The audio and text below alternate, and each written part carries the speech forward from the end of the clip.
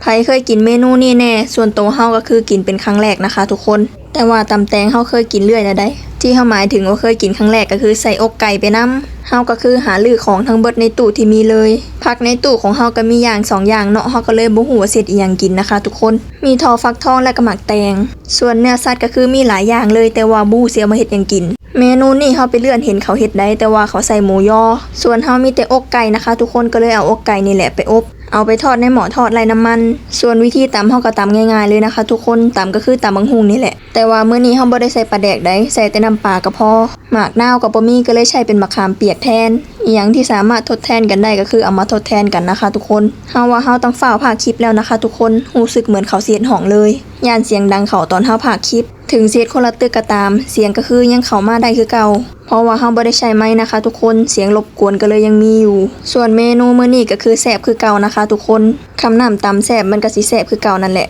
รู้สึกเหมือนย่องเจ้าของแนวใดก็บ่ฮู้นะคะทุกคน